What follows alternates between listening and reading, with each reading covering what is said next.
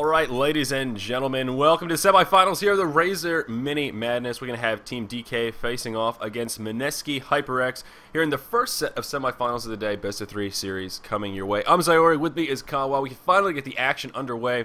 Kawa, how are you feeling today, my friend? I'm finally feeling awake, but in the most weird of circumstances, because I have not slept. Oh, that's the spirit. I have not slept at all. Once again, am running on the power of dreams. The power of dreams. I love it. Well, today we fall in a similar boat, my friend. I did not go completely sleepless, but I also did not get my full 8 hours of beauty sleep. I actually was just jiggling around all excited about DOTS and all the things coming up and MLG and the International, and I just had one of those nights where I'm like, I'm just so excited. I got nobody to talk to about it or anything, but I'm just so excited to be alive. So, alas, we're both here bright and early. Earlier for you. Like, Yeah, what, 5 a.m., 6 a.m.? Yeah, about Pacific 5 a.m. here? I gotta That's good. prepare about 4:30. Nice. That's intense dedication right there. So again, we do have a hell of a series coming up here, though, guys. DK versus Mineski Hyperx. Kawa, what can we expect out of these two teams here? Okay, so first of all, I was gonna kind of go into a little bit of the brief history between these two, which happened about a month ago. But I'm looking at the disconnect screen up top, so I guess they're just gonna continue drafting. I'm thinking they're just gonna reconnect. So I hope. not. Yeah, I'm not going to really worry about that. But anyways, DK versus Mineski. So 1 month ago today, actually I think it was today, but at least a month ago, these two actually fought in its Gosu Monthly Madness in the round of 16, and actually DK swept 2-0 Wow. against Mineski. Just completely, like, I wouldn't say obliterating, but Burning's anti-mage in game 1 that went 12-0, and then the next game after that with it was like Burning actually once again with the utility Dragon Knight just kind of cleaning up everything in those two games. So we finally have Mineski here once again with the opportunity to come back and try and take this best of 3. Yeah, and you know what? I actually think I watched those games when I was first trying to study, get in the zone for some DOTS. That might have been the first series that I ever watched seriously to try to absorb information, because I remember Burning's anti-mage and that Dragon Knight very distinctly. So this is actually really interesting. I knew the one team was DK, and I knew they won, and I couldn't remember who their opponents were, thinking back, but I think that was the match. That's interesting how it works out. But you did bring up a good point. DK, or pardon me, Mineski is kind of second chance here. They did have a walkover where they didn't show up in the round of 8, and there was a replacement made in the bracket. So last they're here in the semifinals. Again, just to reiterate, if the brackets look a little funny to you guys. So that is good news for Mineski. And of course, we do wish them the best of luck. Let's go ahead and take a look at some of these picks as they're coming out here. We're going to start with the bands. DK going to throw them out on Naga Siren, Lycan, and the Darkseer. Over on the side of Mineski, we're going to see Furion, Invoker, and Leshrac. Yeah, so the Tinker already a pretty sweet pickup for DK. We also have that Chen, so already pushing power of DK is pretty prominent, as well as I wouldn't say the Rubik. Rubik is actually not used for pushing, but he's going to be able to be a huge hindrance to pushes if he's able to steal those particular spells, those skills. And yeah, I'm just liking already what DK has at their disposal, but how is Mineski going to respond? That is the question. They're actually really comfortable, I was about to say, with that Windrunner. Probably one of the most popular heroes that they like to pick up. Yeah, actually, it's probably the 3rd, 4th picked hero of them. So going to be doing really well with that, just kind of controlling that suicide lane bottom. And then you also have the Earthshaker that's going to be able to be a support. Probably seeing WTZ could be picking that one up. Yeah, I love the Earthshaker pick here. He's going to help slow down that pushing power of Chen at least a little bit. And I love the choice to grab Tinker, because he's going to assist and kind of complement this Shadow Shaman Chen duo here. But it's also going to prevent Mineski from picking him up as kind of a counter pushing tool. We also have the Shadow Shaman that's definitely going to be used as a side lane, as is per usual for most of the Asian teams, just going to be able to help out and assist with the carry, most likely. Could be seeing a tri-lane. It kind of depends on what their carry is that they're going to be wanting to try and pick up. But Tinker, yeah, going to be really sweet, especially against any of those mid heroes that are going to be sent into the middle by Mineski. Going to be able to use that laser to probably just disrupt any kind of hitting at all, because the laser actually gives the blind, not going to be able to do any kind of attacks to him. So Tinker, that's why he's just so good in the middle. Yeah, definitely. And What'll be nice about this, I think Tinker is going to be able to do that kind of standard bursty build with the rockets as well as the laser instead of being forced to go kind of early machines. I don't think Mineski is going to be pushing too hard too early on, so I think Tinker will have a pretty good time heads up in the mid. Yeah, I mean, he's probably going to be going for that rocket laser build since not really looking at a push heavy build for Mineski. They are looking though at team fight. So we're going to have to see how they're going to want to pick up the next portion of their draft. They're going to be banning out the Brewmaster, which is actually pretty solid because if they were to pick that up on DK, it would just absolutely be terrible for them to deal with because of just that ultimate, having him alive the entire time. The carry is just going to be absolutely brutal for Mineski. So pretty smart ban there. We're just going to be waiting for DK to probably ban out a couple heroes of their own. I wouldn't be surprised if they actually banned out either an anti-mage or a Morphling, especially since Burning is here. He's going to be able to go crazy with those two signature heroes.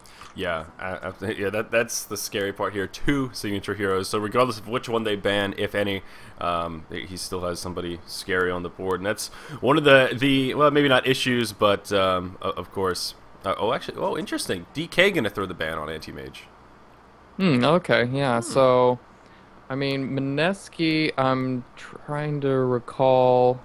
With Anti-Mage, they don't really have a whole lot of history. They don't play a lot with him. I mean, we have Jules, John, and BG that have kind of like swapped around trying to play as that Anti-Mage on Mineski, but they aren't really comfortable in the past couple of games competitively. Haven't really seen him pick them up, so that's kind of an interesting one. They don't want to have to deal with Anti-Mage regardless because they're lineup is pretty mana reliant, so just having him out of there, it's going to be pretty solid. And there is actually a Morphling ban, so surprisingly it's just kind of swapped around. Yeah, that is not what I definitely would have expected those bans to be completely opposite here. One thing that does jump out at me, Broodmother is still on the board, and she may fit into this DK roster pretty nicely here, and we'll see. Certainly a possibility. Yeah, it's a possibility. ROTK really loves playing that Broodmother specifically, so might be seeing that happen, especially since they already have the Chen, the Shadow Shaman. Honestly, if they were to pick up a Broodmother right now, that would just be absolutely unbelievable for Mineski to deal with. Just split pushing in every single lane. You have Tinker. Yeah, man. Like, oh god, that's just brutal to think about because the global presence of Tinker, the Shadow Shaman with his war, like it would be brutal. It would be bad. And if they tried something like that, I don't know that Mineski has enough anti-push to really deal with it. Shadow Shaman does not bring much to the table on that front. But alas, they are going to grab Tidehunter, although not what we were talking about. I think he's going to fit in very nicely here, going to bring them some of that team fight presence that you were talking about. Yeah, the Earthshaker actually is going to be able to kind of maybe persuade DK to not go for it, though. Earthshaker actually probably a counter, air quotes, to Broodmother because of that Echo Slam, going to be able to get all the echoes off of the Broodlings and everything. So probably not going to be picked in this game. I completely overlooked that. My bad. But yeah, the Tidehunter is going to be pretty solid for those initiations, being able to stun everybody there. And honestly, the Night Stalker, that's going to make it so that, okay, let's see. That's going to make it so that Mineski here has to team fight extremely early and force a lot of team fights. Probably around the first night, we'd be seeing a whole lot of action. And that puts him on a clock because the Night Stalker is, of course, that mid-game carry. So anything past the 35-minute mark, 35, 40, if he's not really farmed and if he's not doing what he should have been doing during the entire game, he just falls off. Absolutely. And I think we've seen at least 2, if not 3 Night Stalkers so far in this tournament. And I don't think one of them has done well. Every single time, Night Stalker just hasn't picked up that early farm that you were just talking about. He starts to fall behind. And the recurring theme seems to be Night Stalker sitting there at the 25-minute mark, scratching his head with his tread, saying, I guess I might as well start working on a Vanguard. And that hasn't been working out so well. So we'll see. We'll see. Let's go ahead and introduce the teams here before we get into the laning phase. Over on the Dire side, we have Team DK Burning going to be playing the Priestess of the Moon here. We're going to have Zippo on the Shadow Shaman. ROTK going to be rocking the Tidehunter. Long DD playing the Chen. Last but certainly not least, Super going to be in charge of Tinker. And right now on Mineski, we have, I was about to say HyperX, but no, that is Jero Jiro on the Windrunner. Inside of the middle lane, we have 716, going to be played by Night Stalker. Up in the top lane, RR as the Shadow Demon, Jay as the Rubik, and finally, we have WTZ as the Earthshaker. Yeah, very nice indeed. And that what's this one name here that I'm sure will throw me off? Oh no, and just Night Stalker and no Shadow Shaman and Shadow Demon on opposing teams. It's just a mouthful. I don't know. Yeah, it's rough stuff, man. a little bit confusing. Yeah, just gets me tongue-tied. Just gets me all sorts of tongue-tied here. So anyway, we will see Mineski start off with their 4-man Pain Train. And they do have some wards in the inventory of Earthshaker, so I'm sure they will try and ward this pull as well as look for top lane. Yeah, potentially Bloodlust here. Burning going to get caught by the disruption. Yeah, he's got a leap, but I don't think it's going to matter. Down he goes. First blood going to come out for Mineski Hyperx here. RR on that Shadow Demon going to be the lucky recipient. Not what Burning wanted as an opener to this match. No, and she was trying to leap away. She skilled it at the last minute just so she could hope to get out of there, but there was just way too many stuns and disables, and that's something that's actually pretty notable about this lineup. Mineski here, with all of those stuns, it's absolutely ridiculous. Looking at, a couple here on the Dire team, I mean, you've got the Tide Hunter ult, and you got the arrow from Mirana, but that's about it, man. Yeah, and that is one thing that we have brought up, the difference of teams that have sure stuns and others that don't. I mean, Shadow Shaman does have some crowd control. He's got Hex, he's got Shackles. Yeah, he's got the Shackle. So not quite a stun, but at least something similar, some crowd control, so he is going to fill a little bit of that gap. But you're right, and that is one thing that can be a little scary, especially for this Night Stalker. During that first night when he has that silence and he's moving around, they're not going to be able to lock him down nearly as well as they could with a more stun-heavy team. So perhaps that is going to be good news for Night Stalker.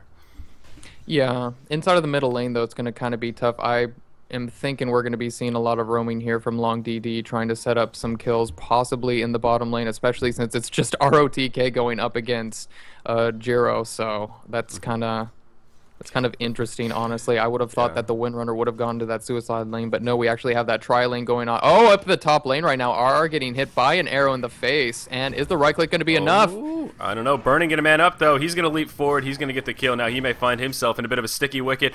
I don't think he's going to be able to survive this one, but it's actually going to be pretty close. One more hit ought to do it, and down he goes. Shadow Shaman going to be able to come in, though, and finish off Rubik. So that's going to be a 2-for-1 in favor of Team DK. So nicely done there by Burning. Unfortunately, doesn't live in the end. Yeah, just kind of bringing it back, closing the gap right now, and that's pretty good, just considering like the lineup right now. It's just going to be kind of scary for the rest of the game, or the rest of the laning phase, I should say, for DK, because they are going up against this tri-lane, and it's kind of tough to deal with, especially since you've got, all of these reliable stuns for Mineski. It's looking pretty intimidating, honestly, for this Mirana to try and get that farm. Yeah, definitely. I'd be a little bit curious as to why they're not just going to rotate Burning down to the bottom lane here. It is going to be so difficult for him to farm against this tri lane. They've got so much lane control right now. Nothing they can do. The pull's totally warded, and given that it's just Windrunner down here in the close lane, I think ROTK could step back, play that support Tide, and Burning could actually pick up quite a bit of this farm, especially given that Chen's down here. They may even be able to pick on that Windrunner a little bit. Yeah, we're probably going to be seeing that happen fairly soon. I don't know if they're going to be wanting to rotate. Burning definitely is going to need to stay safe up in this lane, and Zippo's going to help provide that. But, yeah, it's just kind of a little bit wacky that ROTK is going to be soloing the suicide. I mean, it kind of makes sense. Soloing would be great in this instance so that it can get level 6 as fast as possible, because honestly, DK is going to need to get that team fight as early as possible. What's happening up top? Super going to fall actually in the mid lane here. That was really a weird engage. 716 just kind of opened on him. Tinker was caught in a bad position, and WTZ came in with a very easy fissure that just was enough damage. I didn't even think he needed to block him. I think the stun was enough for Night Stalker to finish him off. So Super going to fall in the mid lane, and that is kind of unfortunate. Night Stalker going to pick up an early kill. He's now sitting 1-0-1. It's pretty good news. I mean, that's definitely better than most Night Stalkers we've seen so far in this tournament. So, good news. And as I'm looking at that, in the bottom lane did miss a kill onto Tide from Windrunner. Looks like a good shackle shot was enough. Oh, some more action up in the top lane right there. Burning getting hit by poison. He's got 3 charges already, so he's going to have to be careful. That could be a 4th. Wow, that would have been dangerous. Yes, that was a close call. So, wow, 5-2 now. It was pretty even just a few moments ago, but now it looks like Oh my gosh, what is going on here? I've missed the last 3 kills just like out of nowhere. Oh god, I'm off to such a slow start. Alright, focus. No more tunnel visioning. I think I need more caffeine. It seems to be the problem here. So Chen going to move into the lane. It's going to be 5-3. It's going to help level out the gap a little bit. But Mineski's off to a hell of a start, is the point that I was getting to. They've already got a nice 750 gold lead, which isn't too terribly groundbreaking, but at 4 minutes, that is pretty significant.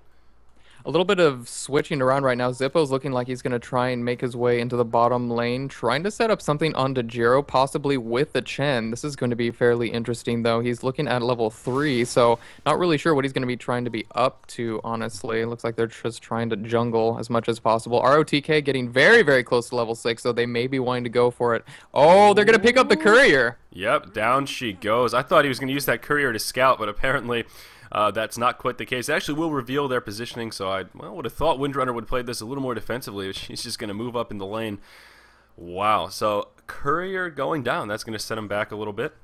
And, of course, give DK a very much so needed pick-me-up, actually kind of leveling out that gold difference. That's going to actually be very, very nice. So good for them so far. They're going to be getting extremely close to kind of going on to Team Mineski here, especially since they're kind of in the lead right now. Mineski doing very, very good job. The first nighttime could be scary, and they're actually starting to initiate already onto Jiro. Yeah, Shackle will start things off. OTK has hit level 6, but doesn't have enough mana, so hopefully they can do this without the Ravage, and they have plenty of damage. Down goes Jiro in the bottom lane. Shadow Shaman being controlled by Zippo, going to be the one to pick up that kill. He is sitting only level 5, unfortunately, or I think this would have been an absolutely free tower. Glyph going to be used by the Radiant, and we'll see if they're going to have enough to finish off this push. Tide going to come in, and I think the creeps from Chen will be enough here. Kind of depends what Mineski wants to do in the way to defense. They're busy up in the top lane, though. They've got Burning tucked back in a corner. They're going to dive the tower, and I think they're going to be satisfied up here, at least for now, to try and make something happen. Looks I mean, like, at least they're going for the trade. Yeah, no defense going to come. Yeah, exactly. The trade is what they're hoping for. We'll see. This is going to be a good opportunity for DK. They can defend this top, although Burning is going to be in big trouble, and in comes Rubik. Yeah, the CC just going to be too much. That disruption, oh god, mixed with the telekinesis is just too much. Poor Mirana really can't do much up here. Yeah, we have now 716 kind of moving his way up into the top lane. Now that it is nighttime, he is going to be kind of going around very, very aggressively. What is his skill right now? He did not level up the Crippling Fear, so he's not really going to be able to silence anybody just in case they're going to try and go away. People like Mirana are going to kind of be his main target, so without that Crippling Fear, not really going to be able to prevent her from leaping away. So he's just going to work his way back down into the middle lane right now. Looks like Long DD is continuing to farm. He got level 3 of the Holy Persuasion, so he's got 2 creeps now. That's going to be very, very solid. And Super about to start, or has already started stacking the Ancients inside of their jungle. Yeah, pardon me, definitely right. Zippo's still sitting level 5. Looks like they're hovering around this bottom lane. Going to try and pressure this Windrunner a bit more. Maybe even pressure this tier 2 tower down here in the bottom. You know, we were talking about that tower swap, and unfortunately they picked up the kill on Burning and then didn't really pressure this tower all too much. So perhaps, I guess you could reason it a worthwhile exchange given that Burning is the carry. But unfortunately, the pushing power of Mineski seems to be somewhat lacking here in the early game. And oh no, Burning going to get engaged on again. The same combo, just so much crowd control. Literally nothing he can do. He can't even leap, no time. I guess he has time to react, but no break in the crowd control to even use those abilities. So very unfortunate on that front. However, DK is going to be able to get a tier 1 tower kill here in the mid lane. Yeah, that's a good pickup for them. They're just going to continue to press this advantage. Long DD making great leeway inside of the lanes. Now he's going to probably force their way up into the top lane next to take out that tier 1 tower, but that's going to mean that really Mineski's going to have to start getting into some of these engagements, honestly, and I think they have the lineup to do so. They have the advantage right now. XP wise, I believe they're a little bit ahead right now. No, actually DK is, so honestly it's kind of hard to say, but really they have to start team fighting with that Night Stalker. Yeah, they need to take advantage of this first night here, and they are going to start to group up and at least pose a little bit of a response in the mid lane. But DK, man, they know that they're ready. They've got the Ravage set. Tinker sitting level 7, and actually, just looking at his build, he went straight March Machines, 1-1-4 with that opener, so a little bit different than what at least I was suggesting in that picking phase. So, of course, signifying that I think DK is going to be very aggressive with their pushing, as we've seen thus far. In the top lane, Burning, he's going to get caught again. Are they going to have enough CC without the Earthshaker? And it looks like they are not. I think he's going to be able to survive. Of course, the magic wand being a big reason. The rest of his team is on the way, though. They're just going to dive the tower. They're not going to be able to catch Rubik, and they are going to be able to catch Shadow Demon, however, RR going to pay the ultimate price, but this engage is going to continue. Night Stalker going to go in, and a little bit of crowd control going to come his way, but not much going to follow up. RTK going to get caught by the shackle, but only for but a second. This pristine Tier 1 tower now going to take a lot of damage. WTZ going to throw a nice Fissure to delay the inevitable, it would seem. I don't know how this fight is going to start. It's going to be all about the Ravage. I think that's going to be the moneymaker for DK here. Super going to get caught by a shackle as well as the power shot. He's going to be in a little bit of trouble. Oh no, 716. That was not a good engage, my friend. He's going to get taken out by Chen after the crowd controls come out from Shadow Shaman. Very nicely done by DK, or perhaps just not so well executed by Night Stalker. And they're going to continue this right now. Looks like ROTK is trapped now by that wall. He does unleash the Ravage, but it is just not going to be enough. He's continued to get trapped. There's a nuke there by Burning, going to be able to shackle on to Jay. Going to continue. Laser gets put up. And there goes a stun as well. Is it going to be enough to finish off Jay? And I don't think so. They're just going to turn around and they're going to pressure the tower. So apparently the Ravage was enough. So you see ROTK is still alive, and oh no, yeah. RR going to make the fatal misstep. And a very convincing team fight for DK. Odd positioning from Mineski there. I was confused too, because that was just such a great wall by WTZ. He was, yeah, they just did not have enough people there. Everyone positionally was just kind of like, discombobulated from the Fissure. So I would have thought they would have picked up that kill on Tide, but apparently he was able to TP back into base. Looks like Long DD was able to save him there at the last minute. Yeah, and I think one of the issues right there was the fact that Night Stalker was one of the first targets to go down. He's the source of this radiant damage right now, especially during night. They need him in those team fights. They need him not to be the one that gets engaged on. And that's one of the issues with their roster here, is that he's kind of the initiator, their tankier hero, and kind of their carry all in one bundle. So he is definitely the trifecta to be focused down by DK, and I think that was demonstrated fairly clearly in that fight. The ward's going to come down from Shadow Shaman, going to do nice, about a little more than maybe 2/3 damage to the tower, but they are going to get cleaned up, and that'll save that tower push for another day. Yeah, inside of the bottom lane, we have a TP going up right here by who? Is that Tinker? Tinker was able to pick up his bots already, so that's actually really, really solid. So that's going to make things a little bit more difficult for Mineski. And I actually wanted to talk... Oh, in just a second, inside the middle lane. Yeah, looks like we're going to have some action. The Echo Slam comes out from WTZ, and they're going to go on the aggressive here. WTZ very, very low. The arrow from Mirana not going to go in the right direction. Totally blind shot from Burning. Of course, not going to connect, and we're going to see Earthshaker poured out. So a little bit of a missed opportunity there from DK, but no kill secured on either side. And I was going to talk for just a second, since things are slowing down just a little bit right now. Super going for that skill build right now. I completely understand what he's doing right now, because every time they're going to be starting to push with the Chen, with the Shadow Shaman wards and everything, having the March of the Machines in all of those engagement maxed out with all of that extra damage is going to be huge, because it's going to prevent Mineski from doing anything. Up in the top lane, oh my god, Burning actually got a kill off of Jay. Yeah. Absolutely, and you know, just as you were talking about that, that's exactly what Tinker did. He threw the March of Machines down, and it helped in those that kill up there quite a bit. Also, the path blocking from Burning was quite nice to help that out. We're going to see the Mirana ult be used here, and that's going to be enough to keep Tide alive. He does have a Ravage though, so they may try and turn this around onto Jero. He does have a Haste Rune, however, and that's going to put a damper on the killing fun for DK here. Up in the top lane, we're going to see Mirana port back up. So you're absolutely right, though. Tinker doing some serious work this game, and I feel like a dummy for calling his build the way I did. This seems to be working out much better.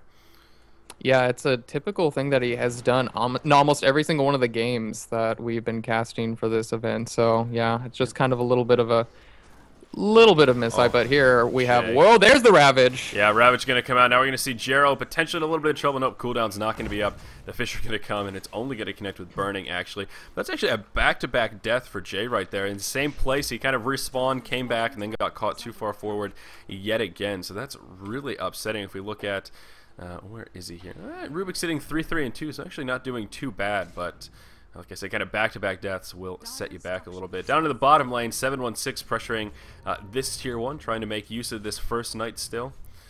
And his farm's still looking pretty damn good. He's got those phase boots, the urn, and his bottle. So he's kind of got that core. Hopefully he can continue to make use of this first night. Yeah, he's just got to pick up some more kills here, though. That urn's not really going to do anything, and that is going to be the end of the first night. And honestly, it could have gone a little bit better for him. Should have looked at the timer right before I said that. It wasn't really much that you could have done with that time remaining. So yeah, I guess a little bit of an underwhelming first snipe, but oh, the ward's going to be stolen by Rubik there. I don't think it's going to be enough to save the tower, but it will be enough to secure a kill onto Chen. Oh man, probably still a worthy exchange, but very unfortunate for Long DD. And they're going to continue a chase onto Burning right now. He's going to be able to escape, though. He's not got a leap, unfortunately, but, you know, just going to be forced back, unfortunately. Zippo inside of the middle lane now, just going to continue to defend a little bit. And inside of the bottom, just ROTK's just farming. Yeah. Honestly, he's been down there a lot. And he's been able to still keep a presence inside of all those team fights. Really solid play here by ROTK in this particular game with all those assists already. Absolutely, and I think that farm's paid off. He's picked up his Blink Dagger already, which is huge. Especially in a game like this where, you know, it's sort of him versus Earthshaker in the way of initiation. And since he's pulled ahead now, they're going to have that nice initiation advantage. And there's not going to be that easy way for Earthshaker to counter-initiate. Down here in the bottom lane, 716 actually going to be able to port out. Ooh. Unfortunately, no Ravage was up to secure that kill. So a nice effort from DK down here in the bottom, but it's not going to be enough. Super, as you mentioned, does have those boots of travel. It's going to start being a thorn in the side of Mineski, no doubt, as this game continues. WTZ going to come down here. He's going to throw a fissure, and Super may find himself in a little bit of trouble. He is completely out of mana. RTK going to come down to keep his good buddy alive. He's going to blink in. He's going to get caught by this shackle, but they still may be able to set something up. Ravage coming up in 8 seconds. And nope, not going to have enough mana for it here. You got those boots coming up soon. They may try and turn this, though, once those arcane boots come up. If Super can get enough mana to make something happen. He does have the Soul Ring up. And I think WTZ needs to be very careful here. The ultimate from Mirana going to be used. They're just going to go straight for Jero. Again, is it going to be enough is the question. The boots just now coming up. Oh, Night Stalker going to come in at kind of the worst time possible. Is he going to use the Ravage to try and stay alive here? Going to dodge the power shot. You could try and turn this around. Yeah, the Ravage going to be used. It's not going to connect with WTZ. And oh no, Tinker going to fall. Not well done by DK right there. They probably could have picked up at least a kill. Or they could have survived if they hopped out a little bit earlier. Very unfortunate. Now 716 going to go to the top lane. He's going to try to engage on the Burning. Zippo going to come in. That's going to be enough to keep him alive. Are they going to be able to turn it around on a 716 now? It's looking good. The Shackle going to be enough. Down he goes. Shadow Shaman going to be the one to pick up that kill. However, Rubik going to be able to finish off Mirana. So a 1-for-3 exchange across the map. Clearly in favor of Mineski. That was a ridiculous team fight right there. In the bottom, they are going to be able to take out this tier 1. Creepwave has immediately gone down, so still, Mineski is in this game after what was actually a fairly brutal team fight right there. That was amazing. I can't believe they actually brought it back in that little short period of time. Yeah, it's sort of nicely done in the top lane, but in the bottom, it felt more like some misplay from DK where those two weren't communicating. I mean, it wouldn't have been so bad if just Ty got picked off, but the fact they were able to get Tinker as well, it's just like, ouch. And then using that Ravage on just one hero that didn't even save. Yeah, exactly. Yeah. I mean, if they had stayed together, used the Arcane Boots together, Tinker could have shot Earthshaker in the face with pretty much any of his spells. If he got hit by the Ravage as well, I think they would have been able to secure that kill onto Earthshaker pretty easy. I mean, WTZ is really not so farmed at the moment, so that's kind of unfortunate. As you mentioned, DK kind of giving Mineski a one-way ticket back into this game. Mineski actually leading now by about 5k gold and 2,500 experience. So they're starting to pull ahead a little bit here. Getting that tower kill in the bottom lane definitely helping them on that front, though they're still behind 3-1 in tower kills. So DK still hanging in there. Again, I think if they can capitalize on this Tidehunter with that Blink Dagger before Earthshaker picks his up, that's going to be their golden ticket. He's just about halfway there. Yeah, and they're just going to continue to push this right now. The wards are down, so they will be committing to this one right now. They have the all heal from Chen as well as the mechanism. So really, when you have that mechanism that early for Chen, and you've got the Tide Blink, really, you got to be going for these team fights with the towers really, really early. So honestly, they're going for it right now. This tier 2 is probably going to be going down right here. There goes the machines. And yeah, they're going to just pick it up immediately. Yeah, and there's no Ravage here, unfortunately. Still on cooldown for another 10 seconds or so. A noble effort from ROTK. Try and engage onto Rubik, but he's going to be able to scoot out just in the nick of time. You're exactly right about that mechanism, though. That is one thing that we haven't touched on. He's going to actually use that opportunity to take a look at the items here. And yeah, that is a nice early mech for Chen. And I like what they're doing. They're going to be able to get a free tower for the most part here in the mid. And I think they're just going to rinse and repeat for these remaining tier 2s. And then we'll see. I don't know. I mean, what are you thinking as far as strategy for Mineski here? What do they need to do? Is it all about just nighttime rotation, surviving during the day, getting Night Stalker maximum farm, and then going wild during the night? Do they need to try to do some pushing of their own? What do you think they need to do to hang on to this lead? A smoke gank up in the top lane. And is that what's happening here? Oh, it is. There you go. Oh, well done. Yeah, I think that's actually a really good idea from them right now. They're going to be trying to pick up 2 heroes up in the top lane and probably pick up a tier 1 tower, so that's actually going to be kind of like a double whammy for them. That'd be really good if they pick up Zippo here, and whoa, that was a nice blink reaction. Yeah, that was, it looked like he got caught in that disable there. What's it? Disruption, that's what it's called. It looked like a disruption, then all of a sudden he just disappeared, and it's like, oh wow, he's got a blink dagger. Alright, that's good news for Shadow Shaman. I'm actually a little bit surprised. A 19-minute blink dagger for a side lane Shadow Shaman is pretty damn good. Seriously, like, what is his farm right now? Shadow Shaman is looking at 46, but the assists with the kills actually is 4, 1, and 2. So yeah, that actually helps quite a bit to get that blink dagger extremely early.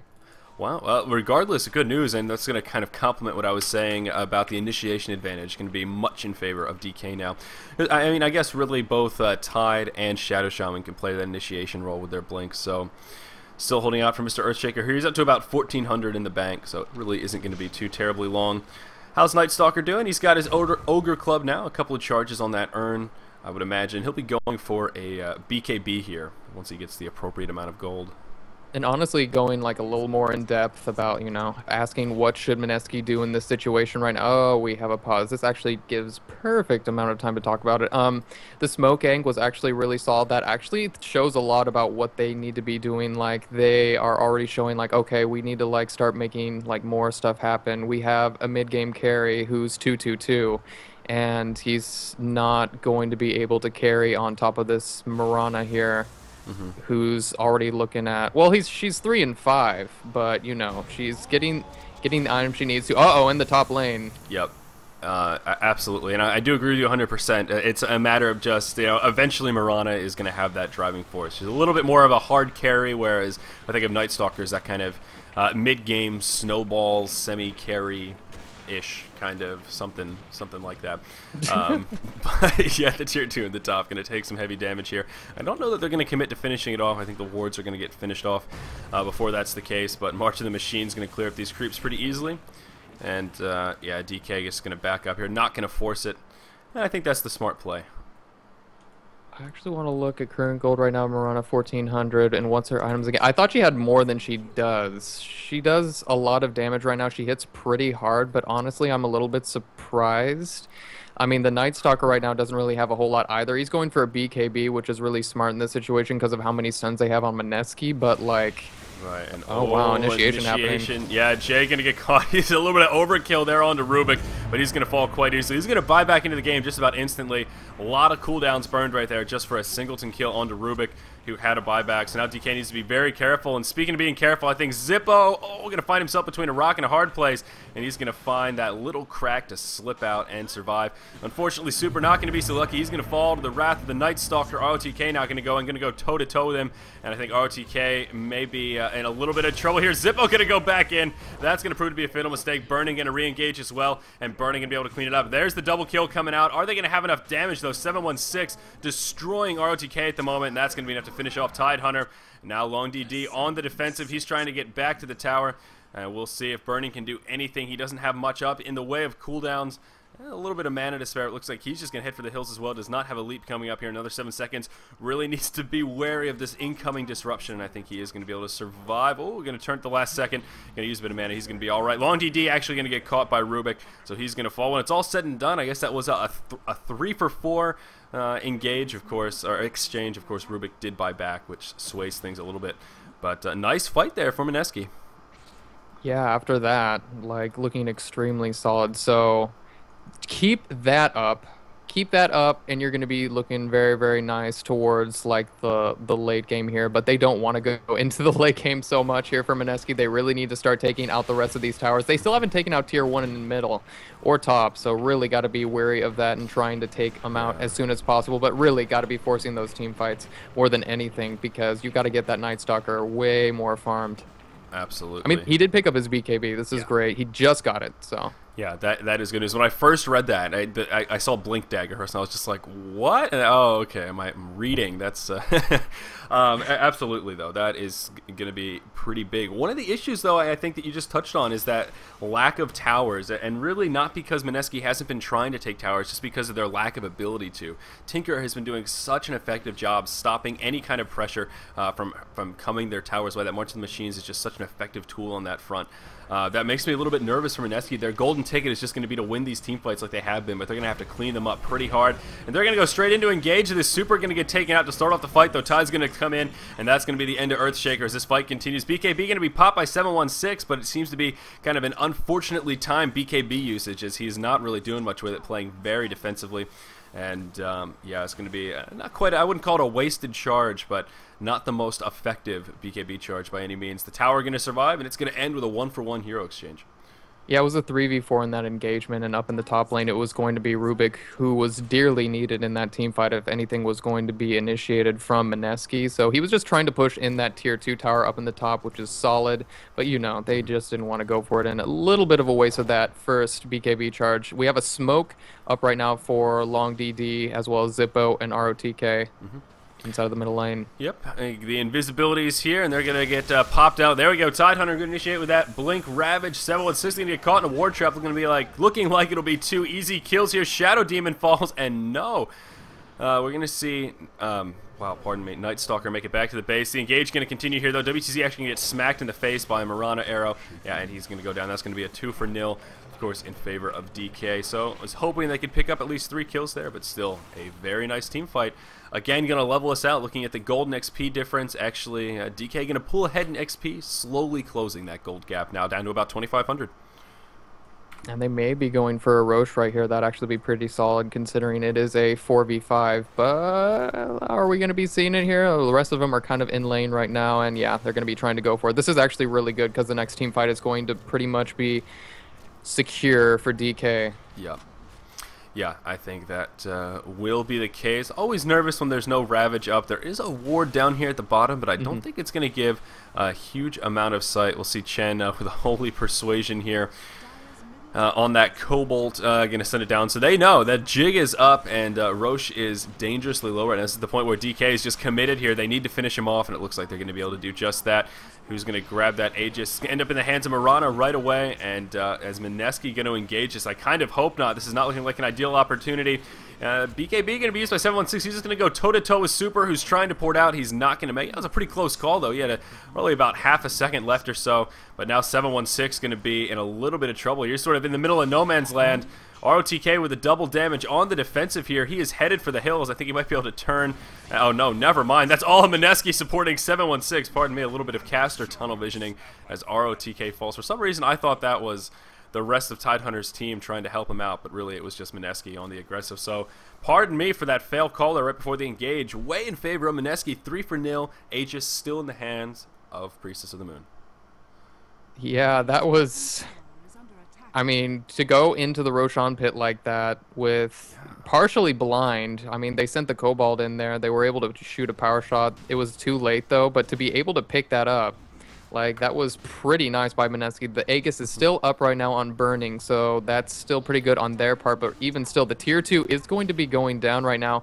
And what was really cool was in that Roshan pit, the Rubik was actually able to use the telekinesis on a leaping Mirana and prevented her from like getting out of the pit. So really they could have continued to engage on her, but they just kind of left it because it was like, oh, she got above the high ground of the cliff right here. Yeah. She's safe. But no, she actually wasn't. So they just kind of like abandoned. Yeah. It's perhaps a Burning looking at a little bit. You know, I feel like I've been underestimating Mineski a little bit. Not necessarily in their skills, but just in engages where I'm like, this is not going to be good. And then somehow they come out ahead, and that fight was certainly one of them. And I think the big thing, like you said, was kind of going in blind, or at least limited vision. And it makes me wonder, I think DK needed to be a little bit more spot on with their decision making. It was like half of them sort of ran for the hills, and the other half sort of toyed with the idea of fighting for a second. Yeah.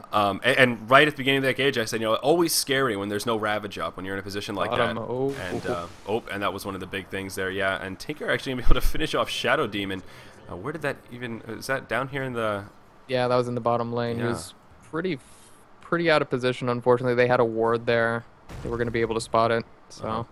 Yeah, you see they're searching around for Tinker here, but he has made it back to the base. And he's just going to keep porting around. Oh, those boots of travel on Tinker. Seriously, they're just keeping as long as the Tinker can keep all of those creep waves past the river. I mean, he is going to be solid. They're going to be great for any kind of push, and I really think that they should probably start heading into the bottom lane. The wards kind of constitute where the next push is going to be happening because it gives a lot of vision inside the jungle. So probably going to be setting foot down in that bottom lane. We'll have to see. We have 716 here being pretty aggressive without any ward vision up in the top lane, so he's probably going to want to back up here because that's pretty ballsy what he's doing. Yeah. And it looks like Night Stalker going to be going for a Scepter here. He does have the 3 key components sitting in the stash. So what do you think about that? Agnim's on Night Stalker here in a game like this. That's going to pretty much tell, once he gets that, the next 2 team fights are going to be what determine who is going to pretty much win the game. Because the Aghanim Scepter is going to be used for that vision. They're going to be trying to use it for ganking. If they aren't able to win those team fights after that point, after they've got the Aghanim Scepter on this guy, it pretty much is going to tell, it's going to tell the rest of the game, honestly. And it's really sad to say that, but, you know, that's just how a lot of the games end up when you've got that Night Stalker. And already we're about to hit that 30-minute mark, so, you know, it's starting to close in. The clock is ticking. Right. Yeah, exactly right. I mean, that's what we were saying earlier on. It's this is a game with a pretty clear timer. We're going to see some initiation down in the bottom lane. Zippo actually going to get caught. WTZ going to come in. He's actually going to burn the Echo Slam just on Zippo, and it doesn't look like they're going to be able to secure that kill. A way big missed opportunity. Wow, a huge opportunity missed right there for Mineski. My apologies. It's all good. Oh, man, I think that lack of sleep catching up with me now. All sorts of tongue-tied this morning. But yeah, Echo Slam going to be used on Zippo, and just, you know, just a lonely Shadow Shaman going to be able to survive to tell the tale. Looks like that Overclub going to come in handy.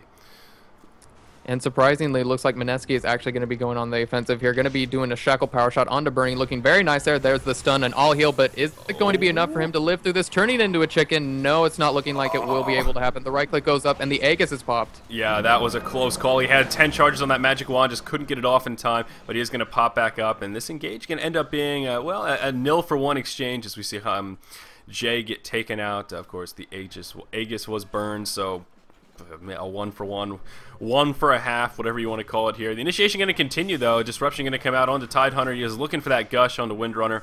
Didn't find it. Now he's going to head for the hills. So, noble effort from ROTK, but unfortunately not much going to come of it. Looking at the inventory of Mirana here, Maelstrom picked up 1,400 in the bank. How do you feel about that item choice? Not an item we see too terribly often. Sweet DPS. That's actually going to be pretty solid for DK right here. They kind of need it at this point because really they've got a little bit of damage here from, well, I should say a whole lot. I'm not going to be saying random stuff like that. Tinker with his March of the Machines, with, you know, the nukes from the laser and the rocket's going to be very, very solid. But as long as you've got the right clicks of Mirana, going to be able to just stack that with like a couple of extra items, that's going to be really, really helpful for her, I believe, in this situation. So pretty solid pickup for her in this team lineup that she's got going on right here. It looks like the rest of the lanes right now, I think we're going to, yeah, Tinker here is going to be just pushing in this lane here. Like I said, got to be putting all those lanes past the river before they keep pushing. So I really want to see if DK is going to at least be able to kind of, you know, work their way, push some form of a tower right here. But honestly, what they just got to do is kind of wait. But at the same time, the Chen is also kind of falling off in effectiveness, just like the Night Stalker. Yeah, that's definitely true. And again, just looking at the inventory of Mirana here, Bernie just spent some of that hard-earned gold. He's going to transition straight into a BKB, and I was thinking he may just go straight for the Mjolnir and pick up that Hyperstone, but alas, going to go for the BKB, and I think that's probably kind of a smart choice here. You know, it's going to really enhance that right-click DPS. It's like one of these situations where you think of the BKB as a very defensive item, but really it's going to buff that DPS so much because he's not going to be locked down in these team fights. Yeah, that's going to be really solid for her to just, yeah, to be able to just continue to right click is pretty much what she's going to be what she needs to do in those team fights. So good job, good pickup from her. Super's probably going to be going for standard Tinker build. Yeah, probably going to be going for the Shiva's Guard here. Got the 4-staff already.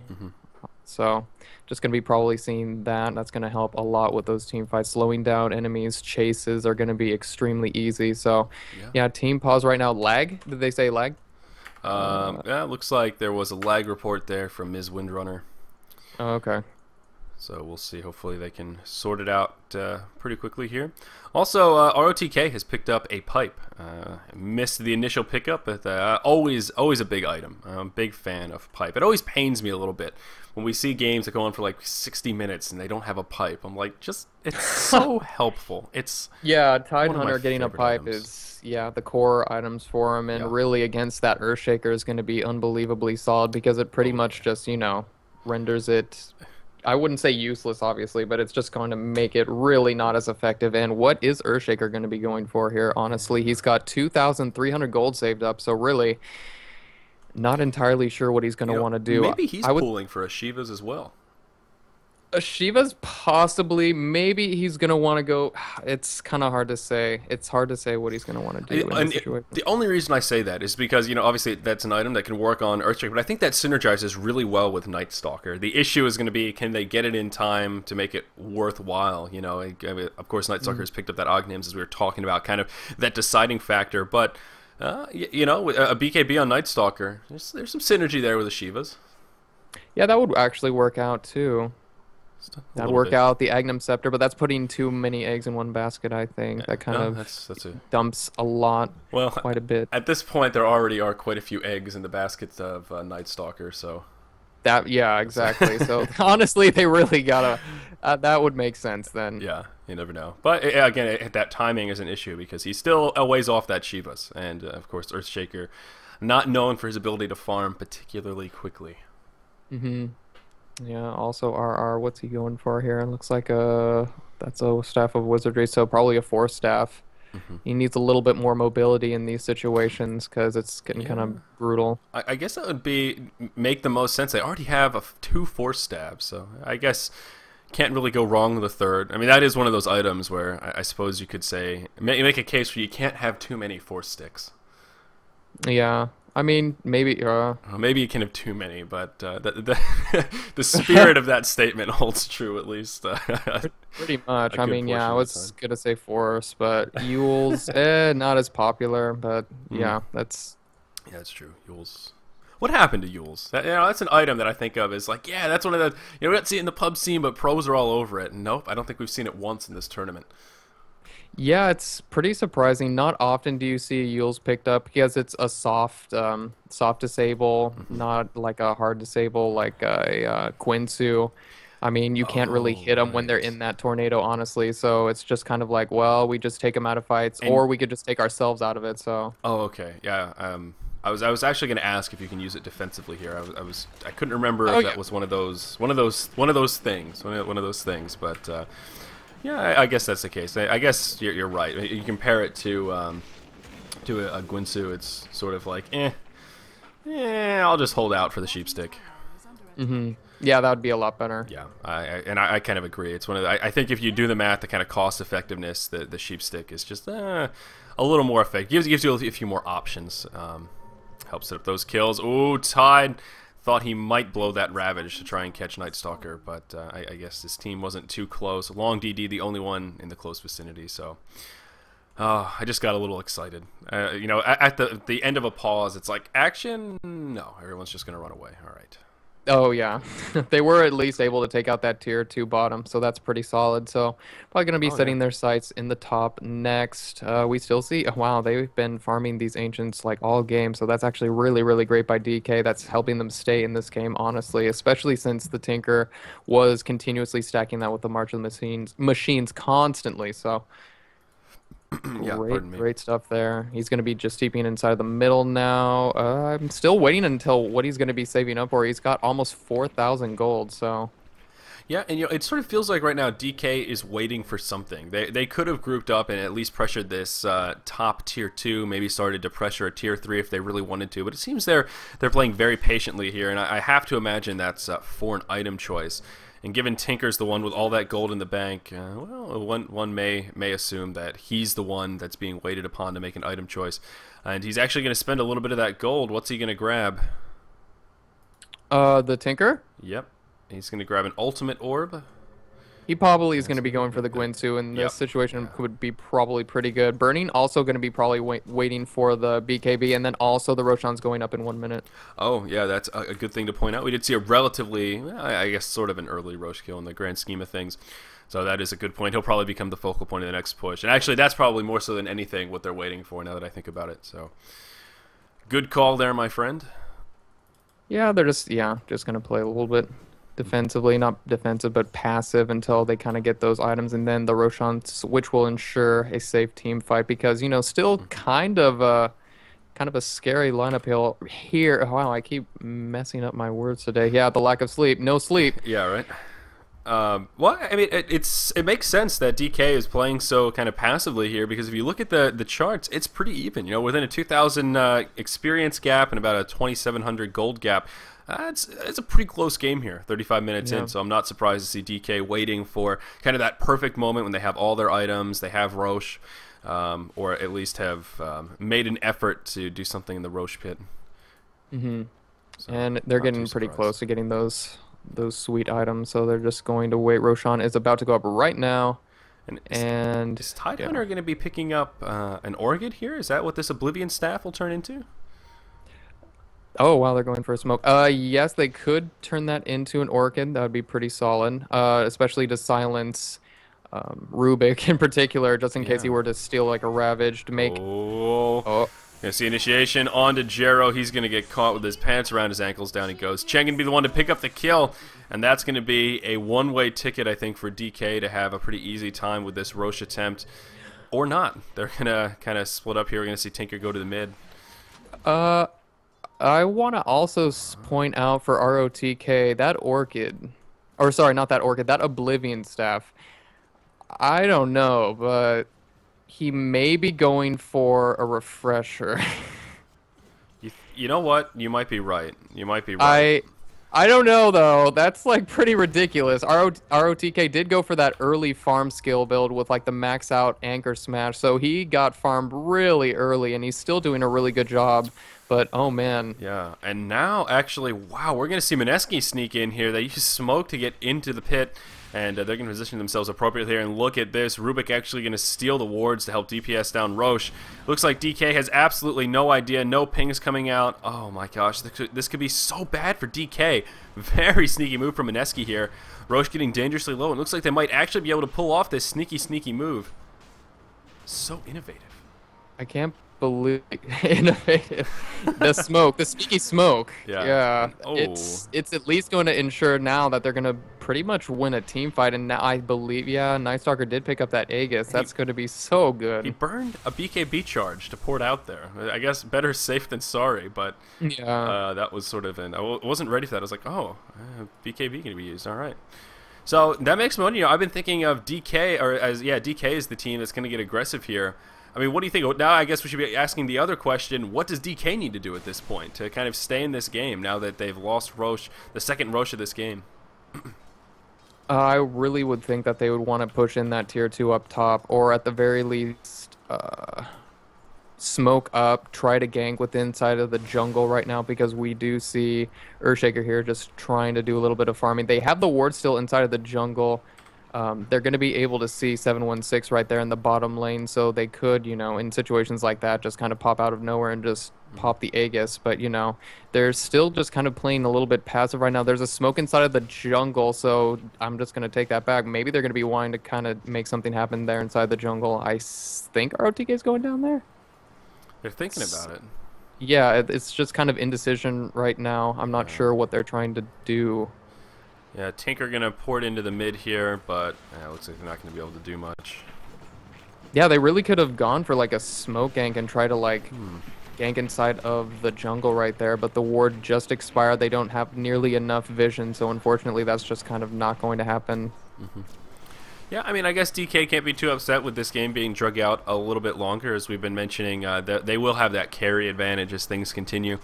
And Mirana looking pretty powerful, still has a 10 duration BKB yet to be used, and about 1,700 in the bank. We'll probably see the Mjolnir get picked up reasonably quickly here. I'm just looking around for other item pickups. We do see the Gwynsu has been picked up by Tinker now as well, so Going to be another big item pick. I'm so curious about what ROTK is going to do. Is this going to be a refresher or is it going to be an orchid? I could really see it either way, to be perfectly frank. I mean, as you said, ROTK's farm's been so good this game. You never know. He may be trying to get away with an orchid. Yeah, oh my God, I really think ROTK is going to want to go with a refresher and wait for the wishful thinking. I'm a big orchid fan. Yeah, I want to see if he's going to be able to like pull that off. That's going to be ridiculous because not often do you get a Tidehunter in a competitive match going to be able to get enough farm to get a refresher. So I worry about his mana pool here. Yeah, with a refresher. Let's see. Refresher is 375. His ult is 325.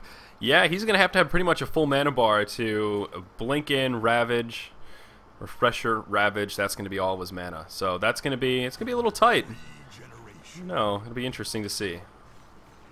Yeah, right now Mineski kind of pushing inside the middle lane right now. They've all kind of converged a little bit. I mean, they can force a team fight right now, honestly. Like, go for it, man. You've got the Aegis. Use it. Try and, like, make it happen, especially now that it's nighttime. I really think that it would be a good idea to try and pick up some of these guys here, trying to farm inside of their jungle, trying to stack the ancient... Not stack, but farm the ancients, so... Right. I 100% agree with you, my friend. I'm trying to wrap my head around why Mineski's playing this so passively. I think what they're really hoping for is that DK will kind of get hyper-aggressive here, push up too far, and they'll be able to capitalize that way with a keen team fight. But DK is just a little bit too smart for that, and I think Mineski's going to have to apply some of that innovation they did over at the Roche pit to continue getting a leg up in this game. Yeah, yeah. Makes me a little bit nervous though to see that they've had this Aegis for a little while now and they still haven't done anything with it. They really haven't done a single thing. Nightstalker does have another 2K in the bank, so perhaps waiting for another core item to be picked up. I mean, I hate to say it, but I guess we were kind of wrong with that Scepter prediction, saying that's going to call the game. I don't even think they fought with it yet. No, not quite. Well, now they are. I mean, he's got the vision now. Well, I mean, like they haven't done anything since he picked it up. I don't think there's been a team fight since then, or maybe like 1 or 2 kills here or there. But we've seen a good 10 minutes of farming or so in between the last 2 pauses now. Pretty much Farmville. Sims Online, man. Oh. Seriously, yeah, what is going to happen next? I really hope that they kind of like force the issue here with 716. They just kind of use him as a mobile ward and just pick up or pick off the ancient camp right there. Oh, it looks like they're going to actually push up in the top lane right now. That would actually be a pretty nice pickup. Both of them have the same... No, actually, it looks like a DK have a 1 tower advantage, so maybe the tier 2 would probably be next on the list. So really... this could be very, very good for them as they put up the smoke. Yeah, this is a big fight in general. We're at that point where kind of any clean sweep or very convincing team fight could mean either the end of the game or a kind of a crippling response. So this is pretty big deal, and it looks like a strategy session here. The ideal pause. Wow. Wait, let's talk about this. Yeah, let's talk this out, guys. Everybody sit back. We need to hold on. Let's do some rock, paper, scissors. Who's going to come out ahead? Wow, but look at this. Nightstalker is sheeped. He's in a little bit of trouble, and he's actually a little bit far away from the team. I mean, they're all right here, but they're not on top of him. Earthshaker isn't in the middle of an Echo Slam, so this is going to be scary. It's kind of going to be a battle of Tidehunter versus Earthshaker here. Who's going to be there to engage and get that ever so important counter engage? Oh, pausing at this kind of a time. Go. But he's not in the game. There's like, whatever, Jay, he'll be fine. We don't need Rubik. Wait, they're actually going to unpause. Oh my God, they are really going to continue. Okay. They recognize that he's DC'd, I guess. That's... Oh God, this is getting weird. It's getting steamy in here. Seriously, what is going on? There's other languages being spoken right now. This is getting... I'm seeing more vowels than I'm used to seeing. I don't know what to make of it. I wish I knew what they were saying. Seriously. Okay, yeah. Well, they still got to wait for Rubik to come back in, or otherwise things are just going to go horribly awry. So I guess, we'll just have to wait now.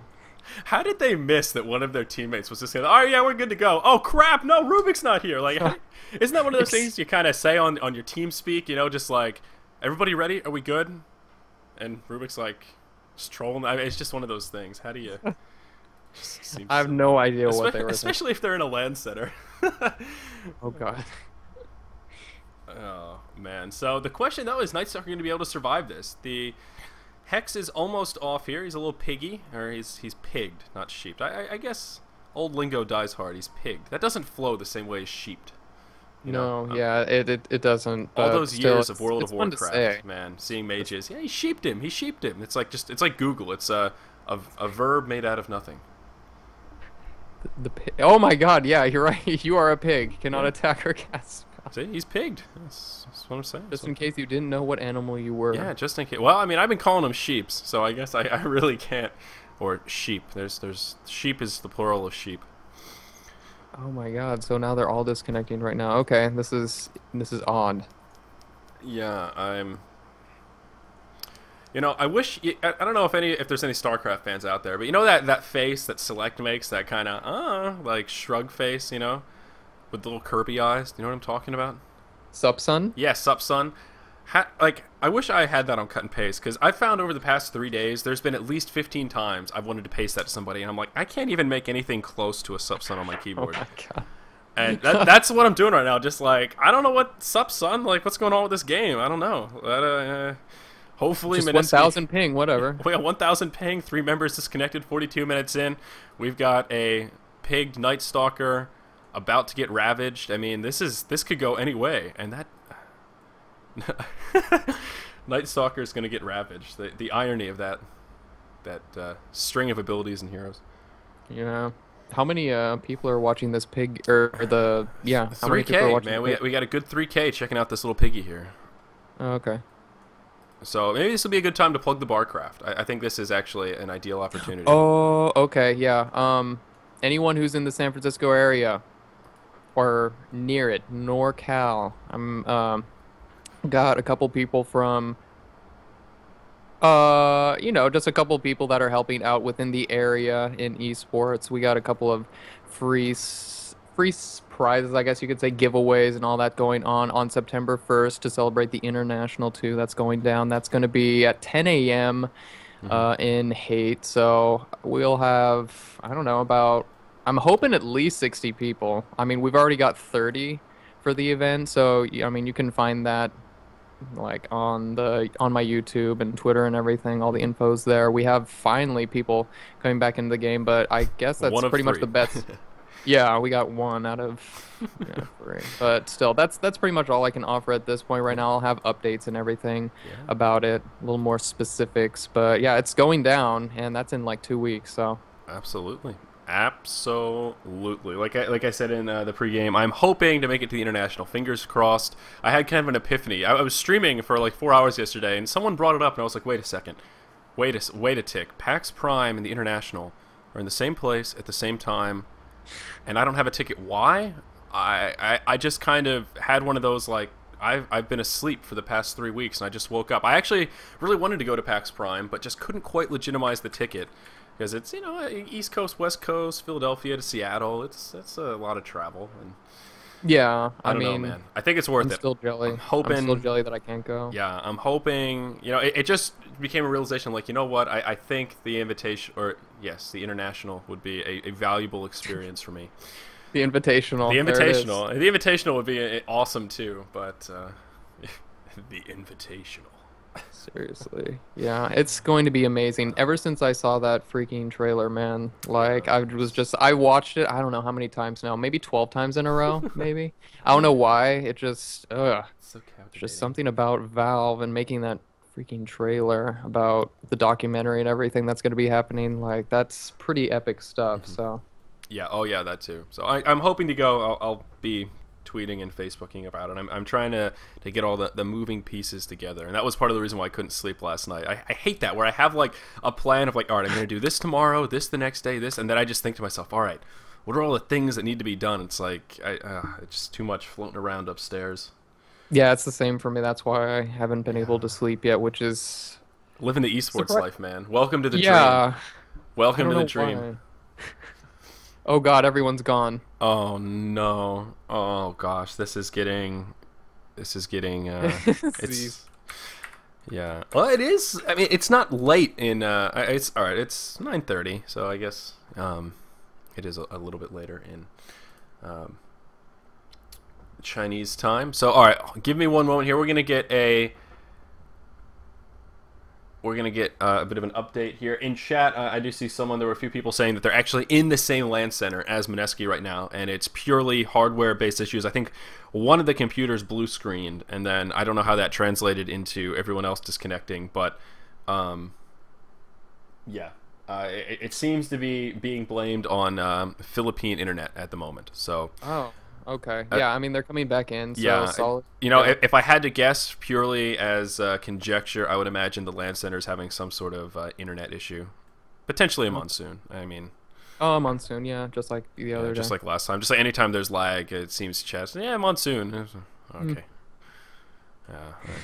I like the American internet. That is one thing I like about my current position in life, my physical geographic location. I've got a pretty good internet, and I'm happy American with that. internet? Well, my internet is good. I live around a whole bunch of old people, so Oh, my okay. bandwidth is not throttled at all. It's like twice as fast of what I pay for. I actually have a Okay, pretty yeah. sweet setup. I was about to say, man, holy, we've got nothing. No, our Nothing on infrastructure Europe. overall is, yeah, we ain't got shit on Europe, man. That's a good point. But over here on the East Coast, I'm not gonna lie, I've had few internet issues. I haven't been Comcast's biggest supporter, but they've been doing work at my line into my house, man. I have to say. Oh, so you don't really have. I've been having. I've got mixed feelings about mine. I've been having problems. Yeah, I don't know. I've got mixed with it. Oh man, there are so many problems with internet providers in America. It sucks that it's so infrastructure based. So we have these two like huge Goliath companies that are terrible companies that shouldn't be Yeah, able where's to the turn a profit. competition? Like, Yeah. what the? Well, the problem is you run into antitrust problems, but it's the competition's so hard because of the infrastructure. Google's going to be our savior with their fiber optic, like Yeah, 10 million up, seriously. 10 million down for $10 a month or whatever the hell it is. So I'm like, yeah, you live in Kansas City? Great. You just became the luckiest person in the world.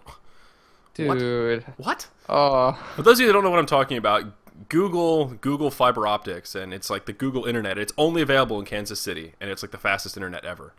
I thought it was a joke Me at too. first when I first I saw it. I really thought it was did. like a chocolate bar or something. I don't know why I thought it was a chocolate bar. Maybe I was sleep deprived, but it was the weirdest thing. And then it's like I started reading, and it was, oh, this is an actual thing, and I cannot have it. Yeah. It's like out of my reach. I am not within central United States. I Damn. considered it. I mean, right now I'm in the process of kind of moving, buying a house, looking for a sustainable a place to live, whatnot. And I'm not gonna lie. After I saw that, I was like, "Is Kansas really that bad?" And then I talked to somebody from Kansas, and they were like, "No, dude, it's worse than you think. Trust me, Kansas is no good. You don't want to go there." And I was like, "Well, all Really? right. It's probably It's just boring. It's it's middle of the road America. Everyone's a little slower, a little friendlier. Just actually, one of the doctors that works at my mom's office is from Kansas. She moved here Yeah. to Oregon, and she said it's okay. It's just very that kind of slow country-ish, just middle of the country kind of lifestyle. And I don't know. That makes sense. Okay, yeah. 'Cause I'm in San Fran. I was just talking about The the opposite pub of San stomp and Fran. everything. That is I- not that is not the kind of thing I dig. So, okay, yeah. Yeah, that's yeah, one of those things. I don't know. And I've never been to San Fran. I've only been to Cali once. I was in Anaheim for MLG Anaheim 2011, and Anaheim's nice, man. I loved it. Seriously, I stayed wanted at the to go Alpine to. Inn. Ooh. Oh, really? Oh yeah, dude. There was snow on the roof. It was incredible. What? Like, Oh, fake snow. yeah, Okay, yeah. The Weird. Alpine. It was so stupid. I'm just like, really, the Alpine Inn? No wonder it's the cheapest place around the Anaheim Convention Center. It was like $70 a night. Oh, it was gross. It Oh my God. was an adventure. Yeah, You Cali's had nice, me for man. a second too. I was like, Alpine Inn, snow? What? LA? Seriously, dude, if you're able to trick me with that, I need to take a 5-hour energy. Here we go. Yeah, all right. Yeah, I've always wanted to go up to San Fran.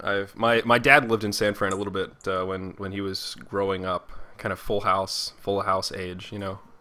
Oh yeah, yeah. He speaks highly of it, man. He's always told me that's a place that I should visit. I mean, if there's anything good about SF, it's like, just food. I dig the food. It's like ridiculously good, and then you can obviously network with everybody. I was, before this, and I still am like doing classical trumpet and everything, just Hmm. talking to everyone around the symphony and opera and everything. I'm one of those guys, like hell yeah, opera. But Yeah. seriously, like just networking with people and then eating food. That's pretty much what SF is known for, and hipsters. But Hipsters, yeah. I like hipsters. They're pretty cool. yeah. I'm down. But the only problem with San Francisco is it's just expensive, man. It is freaking expensive to live there. I.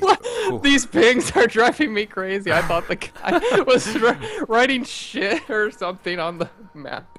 What Oh, the hell, man? looks like DK getting a little bit anxious.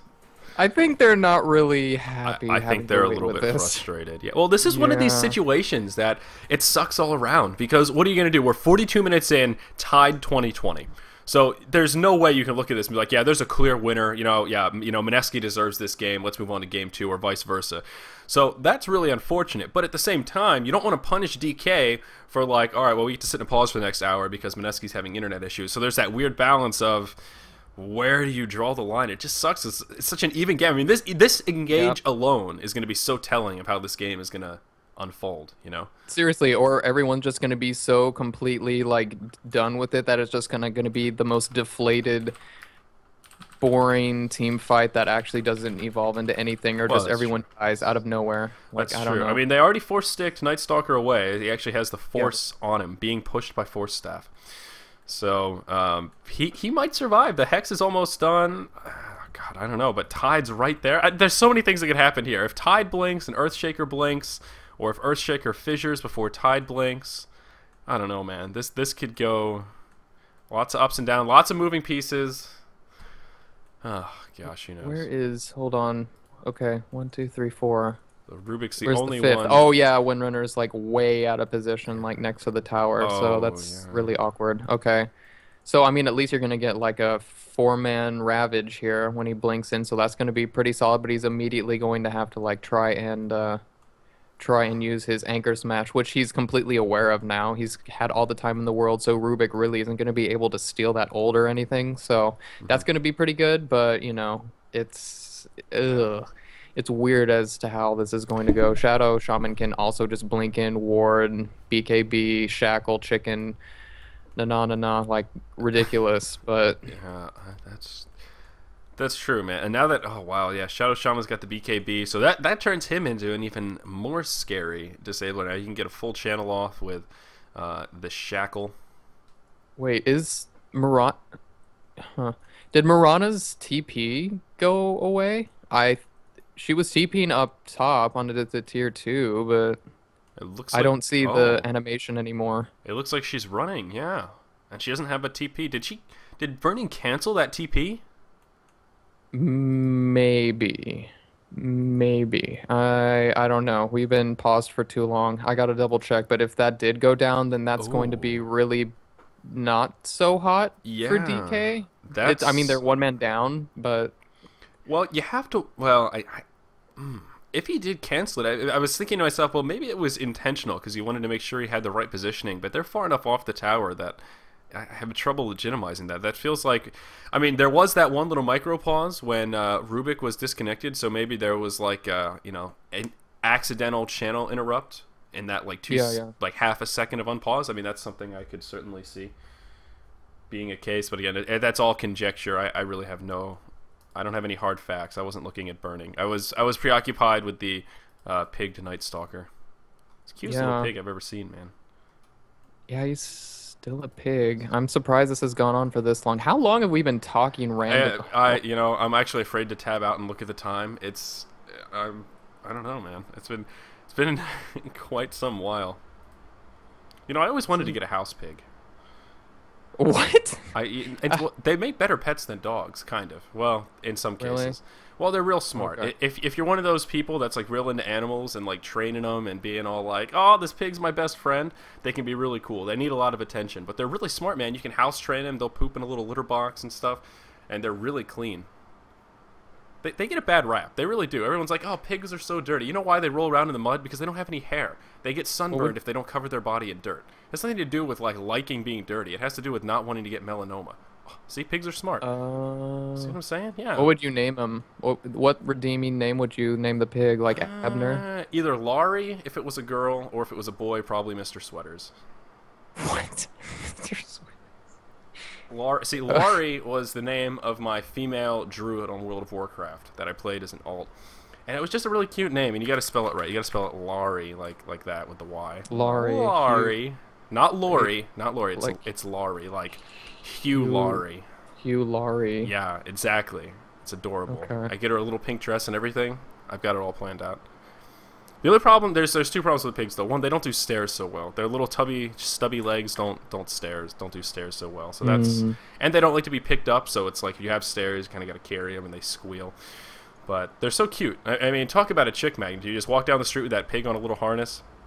Oh my God, we're ready. Yeah. Oh God, we're gonna start. Okay, so all right, gotta get back in the zone. What's gonna happen? We might just let this fight unfold and then talk about it. So much hype. All right, here we go. Is Night Stalker going to get engaged on? And Mirana did cancel the TP.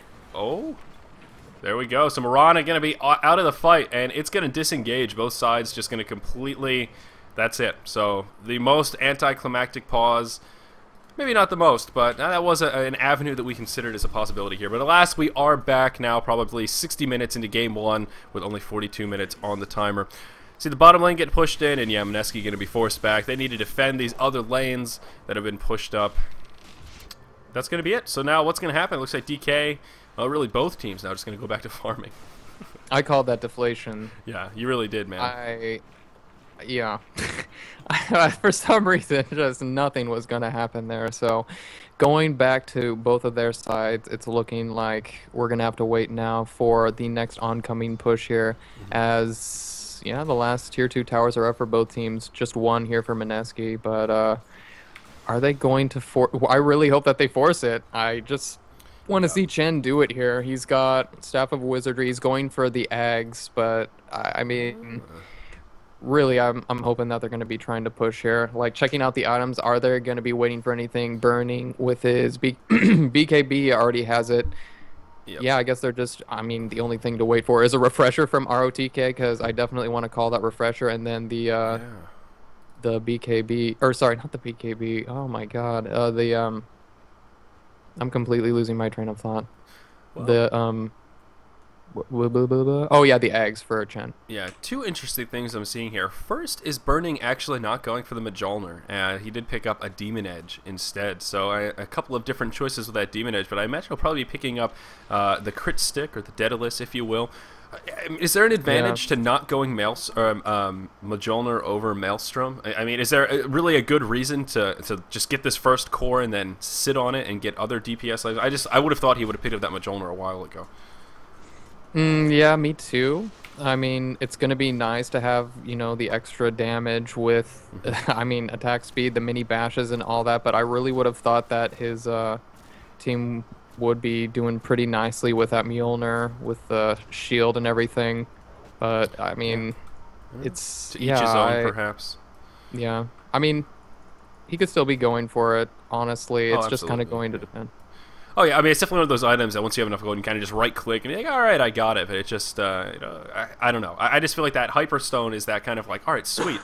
I've got the Chain Lightnings. Now I just need the attack speed to complement it. But uh-oh, we're going to have an engage down here, and it's going to start off with Super in a little bit of trouble. He's going to be able to force stick back. He'll be able to survive. He's going to throw some nice DPS onto Earthshaker, and Earthshaker is actually going to fall. I think the tower going to get credit for the kill, but uh-oh, there's that Shadow Shot we were talking about with the BKB engaged, and Rubik is going to fall. Tinker going to be the one to pick up the kill. That's going to be a nice 2-for-0 engage for DK. And that exchange just kind of came out of nowhere. Looks like just a bit of hyper-aggression from Mineski, unfortunately. Bit of overcommitment from both Rubik and Earthshaker. Nicely done, though, by DK. We'll see how they react. That was a great ward trap there by Zippo. That was really, really solid by him being able to pick up the Rubik here. He wasn't going to be able to do anything in that little situation, so great job for them. What are they going to do with it, though? I guess, honestly, they're just going to continue to push the bottom lane. Nothing else, honestly, and, you know, that's kind of too bad, but in the situation, you've got the Roche that's going to be coming up, maybe not wanting to overcommit to anything to where they would kind of all die and then immediately lose the opportunity to try and go for that Roche right afterwards. So just playing it patiently, trying once again to get on kind of all the lanes getting pushed in so that they can make something happen inside the Roche pit, force the issue, and then possibly in this engagement try and pick up that Aegis. So hopefully this time that they're going to be able to pick him up, they're going to be able to snag that Aegis. Yeah, you know, it's really a shame. Night Stalker still has the Aegis in his inventory. They didn't do anything with it. I mean, literally, they didn't even really get in too many positions where it's like, yeah, we're trying this team fight, but DK is really turtling up. I mean, they didn't even try much aggression. That sort of pseudo team fight before that long pause was about as close as we got. And I think this Aegis is just going to expire. Also, another item pickup that I don't think we mentioned, Earthshaker has now finished his Scepter. So yeah, the Ags. Yeah, unfortunately. Oh, didn't go for that Shivas as I was thinking about, but of course Ag's always a nice pickup on Earthshaker as well. And oh, can we see an engage here in the mid lane? Looks like things are starting to heat up a little bit. And 716 in the engage. It looks like he really wants to burn the Aegis, and he's just going to go far forward and actually going to be able to survive. Jero going to burn a charge of that BKB. Nothing going to come of it. So I guess all things considered, a pretty good fight for DK. They didn't overcommit, didn't blow any cooldowns to finish or try and finish off that Night Stalker. Of course, they're very aware of this timing here. Yeah, perfectly done. So they didn't overcommit, and poor Night Stalker gonna have to run back to the well as his Aegis has disappeared. Yeah, and there goes the wards and everything. Roche already at half health, and it's going to be Cheese as well. So this is just looking really nice for DK to finally pick this up. And really, this is pretty much going to be telling of the next push. I really think that they're going to be able to take out that tier 2 up top. Yeah, oh, absolutely. And this could be the moment. So who's going to grab the cheese? It's still on the ground, and it's looking like it may be tied. Yep, yeah, that's going to be it. So that's absolutely huge. I kind of forgot it was the third Roche kill. And you're right. That is kind of the most meaningful of the 3 so far, obviously, since that cheese comes out. So perhaps this is finally going to be what DK needs to kind of finish off Mineski here. They're going to throw up a smoke, and it looks like they are hungry for blood. They've got everything they need to make it happen. And let's see if the captain is with them here, Kawa. Hey, check out the stash of Tidehunter. Check out the... Oh, is that... That's a Refresher Orb recipe, and compliment that. There's going to be some initiation, and WTZ going to get smacked in the face by an arrow. Chenex going to be able to finish off the Shadow Demon. Oh, there's WTZ. He's going to fall. Zippo trying to disable Night Stalker, and it looks like he's going to be successful. Night Stalker's going to fall, and yeah, it's going to be a steamroll in favor of DK. 3-0 to start things off. And we're going to see Tinker porting around here. I think this tier 2 in the top lane is easily going to fall, and more disconnects coming out here. Well... great. So just great.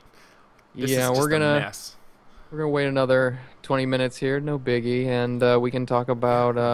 I mean, what haven't we talked about yet? Oh god. Well, we can talk about how cool Refresher Orb is on Tidehunter. That is actually great. I was just gonna mention that because it's going to be hilarious. Yeah. It is going to be funny. He's gonna have 2 Ravages. It's gonna get dirty pretty quick.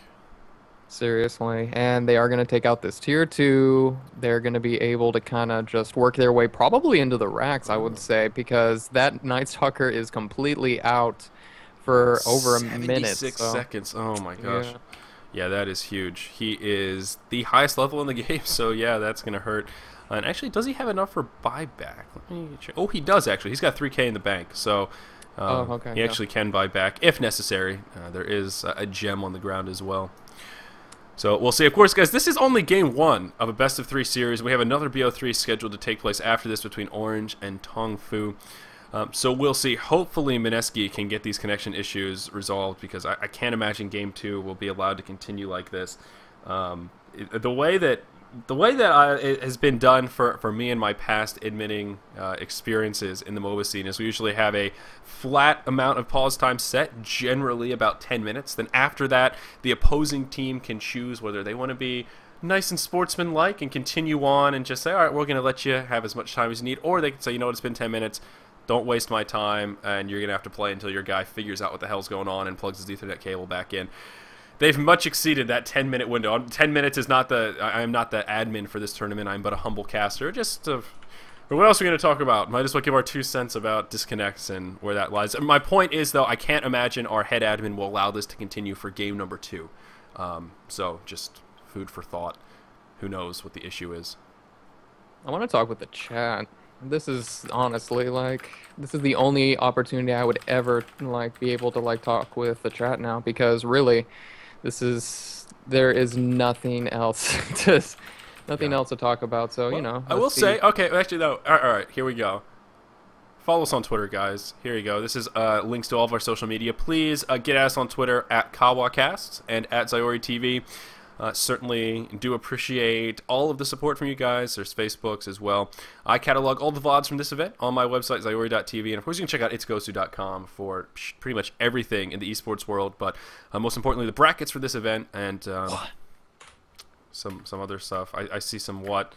10 minutes. Yeah, they said 10 minutes until they figure this out. So, And I mean, as we see, oh Mally here man. is the head admin for this, so I'm sure many of you are, I'm sure, are aware of Mally. But how to put politely, Mally doesn't take shit. So we'll see what he does here. No. He stands up in the face of justice.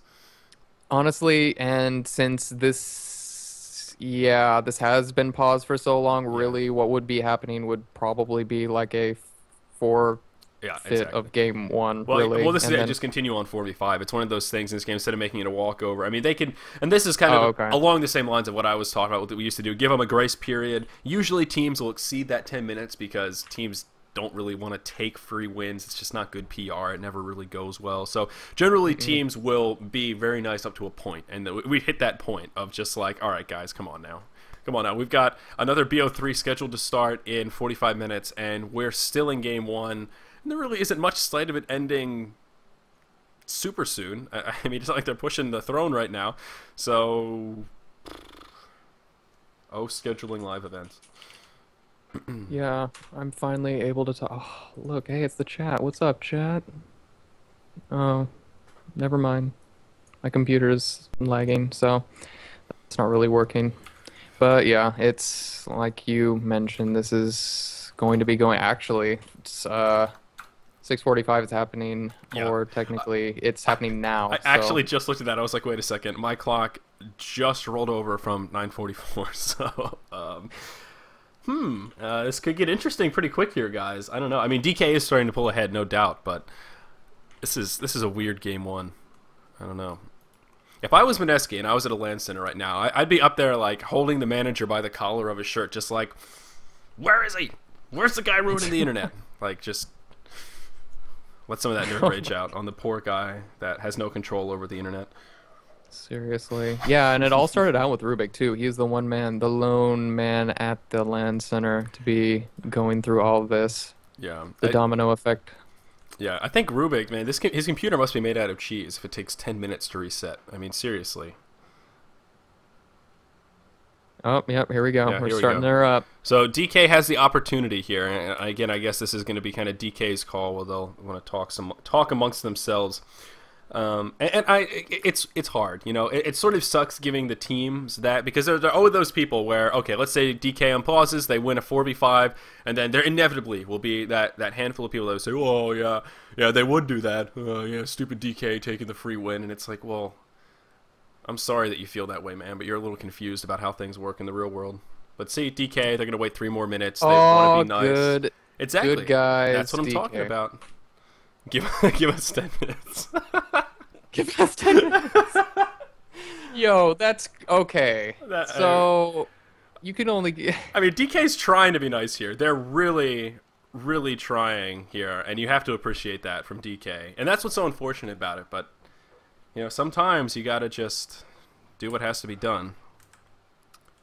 check. Oh man, the call time right now for us. We kind of started right before the game An began, hour? so we're looking at a 1 hour 48-minute call right here. So, And we're not even done game one. Knew I should have slept last night. I just knew it. dude, I know, right? Yeah. Like, Well, I mean, if they can't resolve these connection issues, I mean, game two might be a very short game, so you never know. It's one of those things where if we can't even get into game number 2, then what you gonna do? So, yeah, and there you go. You see Mally with if DK is generous enough, they can certainly do that. So that's good. I like that. And actually, it's interesting because Mally and I didn't talk about that. That was just my 2 cents. Then Mally kind of did the same thing that I was talking about. So that's nice, man. It's that sort of that bro communication. I don't know, telekinesis. No, what's I don't know. We're connecting. But Yeah, no there it time for us to is. squander. I like that. That is a nice tagline there. Mm. So that's going to be it. It's going to be resumed here. It is indeed a 4v5, but the good thing is Mineski can actually still control Rubik. So it's sort of a 4.5 versus 5, I guess, if you will.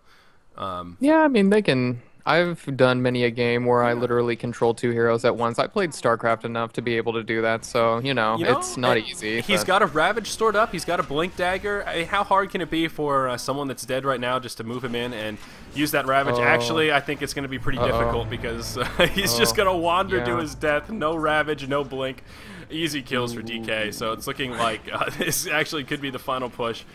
716 is going to buy back here, but maybe a mute effort at this point. yeah, that's gonna be the end of the tier 3. They're gonna take out this Rax, City. and honestly, they can just move their way, rotate into the middle lane, and just kind of take that out. Or if they want to, they can just do some, fountain diving. Yeah. It's looking like it's gonna kind of be GG here for game 1. Yeah, they've still got plenty of ultimates up. Whoa, that was a really nice Echo Slam! Uh-oh, Echo Slam turning things around here. Is it going to be enough? It's going to pick up 2 kills. Now Burning looking like he's going to fall. He does have the Aegis, of course, but he is going to go down in tower range. Zippo actually going to fall. The gem's going to drop. And are they going to be able to finish off Burning for a second time here? No, it doesn't look like it. Actually, Burning going to be able to do quite a bit of damage. There's the Ravage from ROTK. And it's going to be because of that Refresher Orb that we spent so much time talking about, and that is going to save the day. Some more buybacks being used. Shadow Shaman and Shadow Demon actually going to buy back kind of in perfect harmony there. Of course, the mid lane is taking some pressure thanks to the creeps. There's a few more funnel in. The action resuming.